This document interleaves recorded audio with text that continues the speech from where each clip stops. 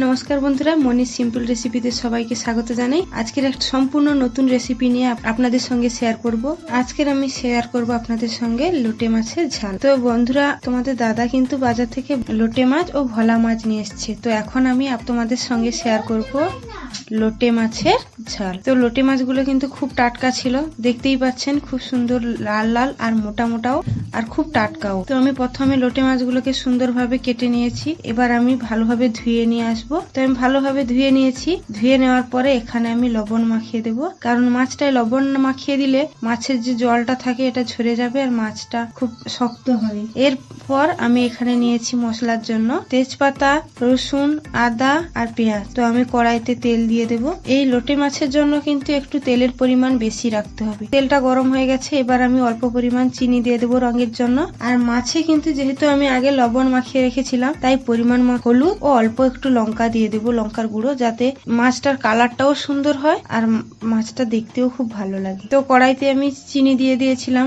কালারটা উঠছে। এরপরে আমি দিয়ে দেবো তেজপাতা, 5 ফোড়ন আর দিয়ে দেবো পেঁয়াজ কুচি। পেঁয়াজ কুচি গুলো ভালোভাবে নাড়াচাড়া করার পরে এরপর দিয়ে দেবো আমি রসুন বাটা। তো রসুন বাটা আর পেঁয়াজটাকে ভালোভাবে আবারও আমি ভালোভাবে নাড়িয়ে চাড়িয়ে নেব।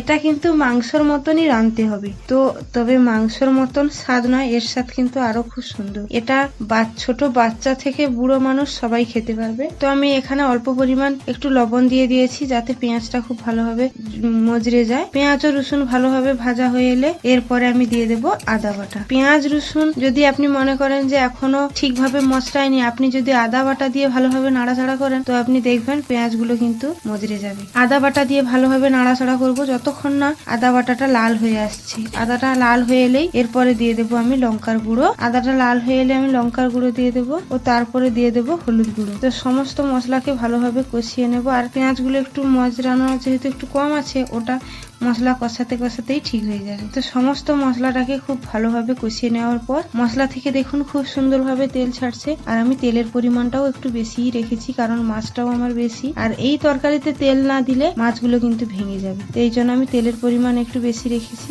এই লোটে মাছকে কিন্তু জল দেওয়ার পরে ফুটন্ত অবস্থায় ছাড়ে, কিন্তু আমি এই মাছকে ভালোভাবে কষিয়ে রান্না করব। মশলা কষানো হয়ে গেছে, এবার সমস্ত মাছগুলোকে আমি কড়াইতে দিয়ে দেবো। আর খুব সাবধানে রেখে নাড়াচাড়া করতে হবে যাতে মাছগুলো না ভেঙে যায়। তো মাছগুলোও কিন্তু খুব সুন্দরভাবে টাটকাও আছে। এবার আমি থালা চাপিয়ে দেবো। বেশিক্ষণ থালা চাপালে হবে না, মিনিট 2 থালা চাপিয়ে রাখবো, তারপর আবার খুলে দেবো, কারণ বেশিক্ষণ যদি থালা ঢাকিয়ে রাখি তাহলে মাছগুলো কিন্তু ভেঙে যাবে। তাই আমি বেশি থালা চাপাবো না। তো এই মাছকে রান্না করার সময় কিন্তু খুব ধৈর্য সহকারে রাঁধতে হবে। কোনো হুটুপাটি করলে এই মাছ তাহলেও ভেঙে যাবে। তো ভালোভাবে মাছগুলোকে কষিয়ে আবারও আমি একটু থালা চাপিয়ে দেবো। তো আমি আবার থালা খুলে ভালোভাবে নাড়াচাড়া করবো। এবার মাছটা থেকে কিন্তু জল বেরিয়েছে। তো জানেন বন্ধুরা, আমরা কিন্তু এই লোটে মাছকে সবাই ছোটবেলা থেকে বমলা মাছ বলেই জানি। আপনারা কে কি জানেন অবশ্যই কমেন্ট বক্সে জানাবেন। তো মাছগুলো দেখুন এখনো কিন্তু একটাও ভাঙেনি, সব কিন্তু গোটা গোটা হয়ে আছে।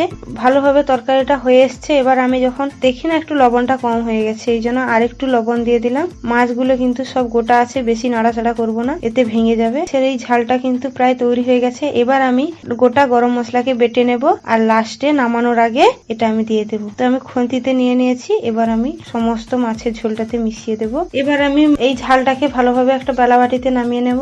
এবার তৈরি হয়ে গেল আমার আজকের এই রেসিপি লোটে মাছের ঝাল। তো দেখুন বন্ধুরা, কি সুন্দর কিন্তু একটা কালার এসছে। আর এখানে আমি একটু তেলও বেশি ব্যবহার করেছিলাম, তাই মাছগুলোও ভাঙেনি আর ঝোলটার কালারও কিন্তু খুব সুন্দর হয়েছে। তো ভিডিওটি যদি ভালো লাগে অবশ্যই একটা লাইক আর সাবস্ক্রাইব করে পাশে থাকবেন।